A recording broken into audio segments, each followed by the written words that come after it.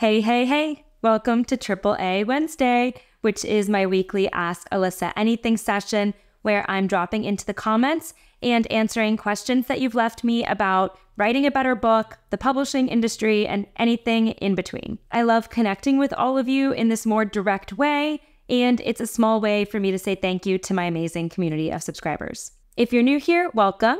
Every week, in addition to these Q&A sessions, I also publish deep dive videos, either that cover a specific writing technique or strategy, or I talk about the publishing industry since my professional background is working in editorial at Random House. If any of that interests you, I recommend subscribing and checking out my other videos.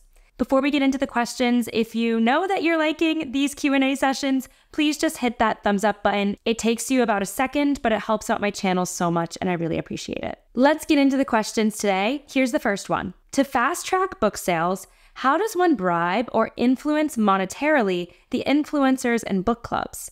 Does that strategy work or even cost effective? With this question, you're touching on an important point, which is that influencers and book clubs have enormous impact in the publishing industry. It's actually one of the publishing predictions that I made for 2024. So I'll link that description if you haven't checked it out yet. That's because I think more and more book purchasing decisions from readers are being made based on people who they trust. So if an influencer they trust says that this book is amazing, then they're going to want to buy that. Similarly with book clubs, we're seeing Reese's Book Club and the Read with Jenna Book Club drive huge sales and drive books to bestseller status. So you might be thinking, how can I have an influencer discuss my book, or how can I get my book selected for one of these prestigious book clubs? Now, I do not think that bribing is the answer here or is something you should pursue at all. If you are publishing traditionally, then your publishing team and your literary agent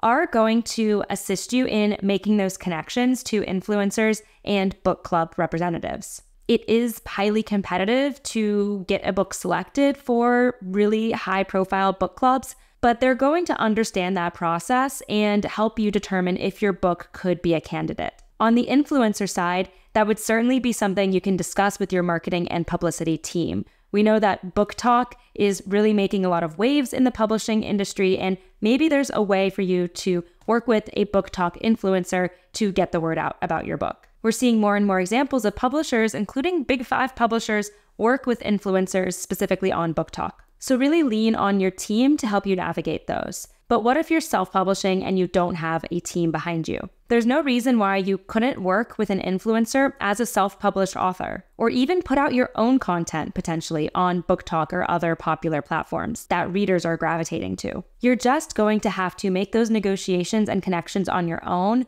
which is likely going to take more effort and energy than if you have a team that already has those connections, of course. But I wouldn't shy away from pursuing those types of marketing avenues if they interest you. It could be a smart way to get more eyeballs and more readers to your book. If you're enjoying my YouTube videos, I have great news. I have so many more resources just waiting for you on my newsletter website, chapter-break.com.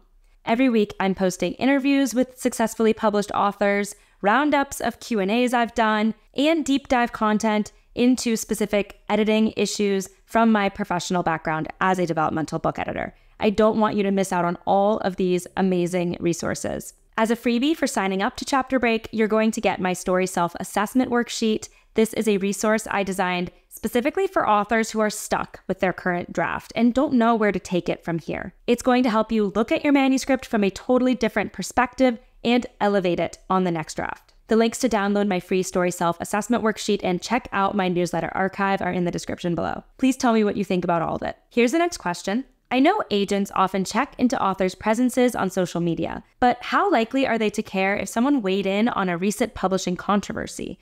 Sometimes I would like to voice my opinion on these things in the moment, but I hesitate knowing that prospective agents might think I'm too outspoken or attracted to drama. Every few months or so, things happen in the publishing industry that incites some type of controversy or debate on social media. This especially happens on Twitter/X. There are a lot of publishing professionals and readers and authors on Twitter/X, so that becomes a platform for them to discuss their views on this issue. Personally, I haven't heard of a situation in which an agent was interested in representing an author and then saw something that they posted online and no longer wanted to talk to that author about representation. But that doesn't mean it could never happen. All you can do is be very intentional about what you are putting online and make sure that it does genuinely reflect your feelings about that topic. If an agent sees what you said and it doesn't resonate with them, then maybe that's not likely going to be a good professional relationship for you anyway, right? Because maybe you're not seeing eye to eye on the same subject. I think that goes for things beyond just publishing controversies on Twitter. My advice is to just be honest and authentic and yourself,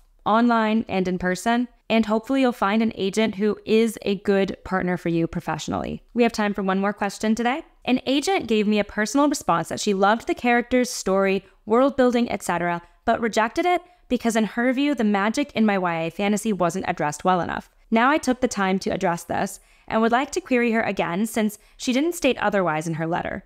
The question is, do I still need to write a formal letter with the blurb, bio, etc., or can I just address the changes I have made? Many agents are open to you requerying them if you have revised the manuscript very substantially and or you have addressed specific things that they brought up in their rejection. I don't see any issue with you following up with this agent, but you will want to frame your follow-up in such a way that you are jogging their memory because they read so many books in a given week that they might not remember exactly your correspondence before. If your query is via an email thread, then I would just follow up to that same email thread so they have the whole history right there for them. If you queried them via Query Manager, then I recommend mentioning somewhere in your form submission that you previously queried them and you really appreciated their feedback and you revised the manuscript accordingly. Now, there's no guarantee that they're going to now want to offer you representation based on the revised manuscript, but it can't hurt to put it in front of them again.